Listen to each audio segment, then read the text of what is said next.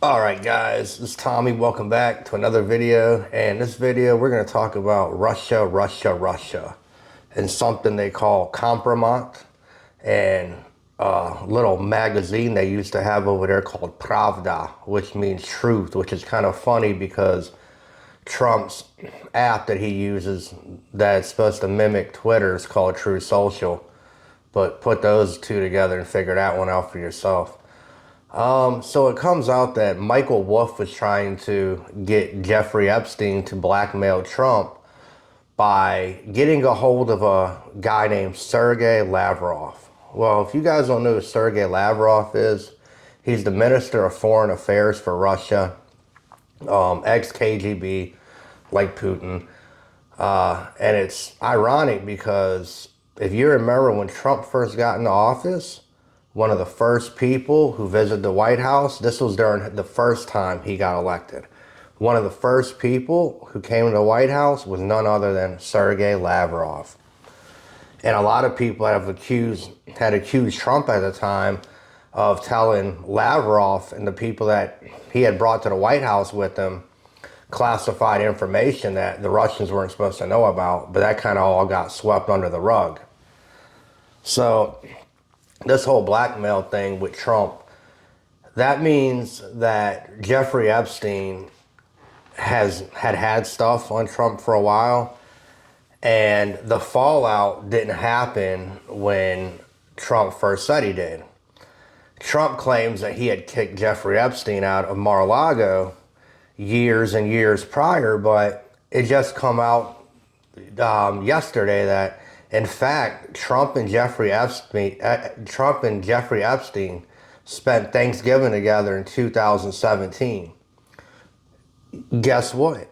Trump was in office already as president of the United States in 2017, if that comes out to be true from what was reported. Not to mention, and I've said this in a previous video, Jeffrey Epstein knew about everybody in Trump's first cabinet before Trump even got into office. He knew who was strong, he knew who was weak, he knew who was going to get kicked out, and he knew who was going to last in that administration.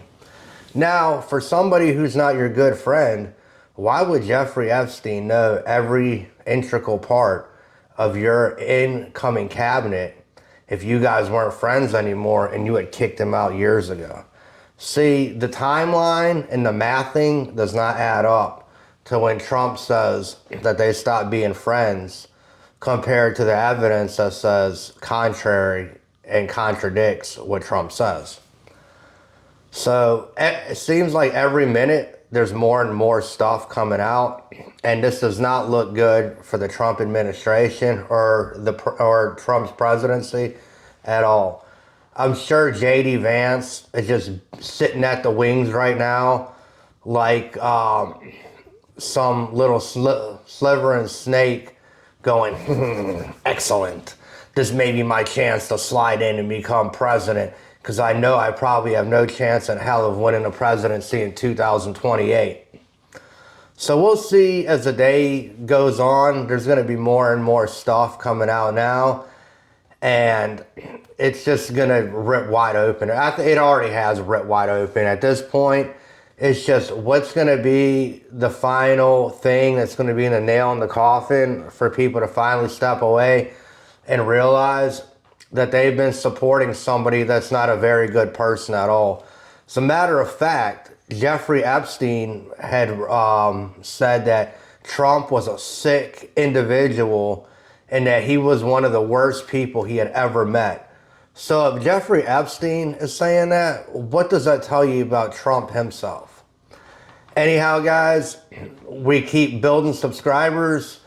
I appreciate everybody for liking, sharing. We need more subscribers though, it'd be great. Really helps out. I appreciate all the views, that helps out the channel too. And once again, guys, I'll be back on here probably sooner than later because the news just keeps piling on now, and it's just going to keep doing that for probably the next few days until Trump maybe gets us into a war with Venezuela, because I heard that we're putting ships all around their coast And that would be a disaster, just like Vietnam, and it would add us more deficit than we already have. We're at like a deficit that's pretty much insurmountable at the moment. Just imagine if we added another 10, 12 trillion dollars of our money to a war we have no business fighting with Venezuela. Anyhow, that's my 2 cents. I'm Tommy, talking with Tommy. Thank you very much, and I'll see you later.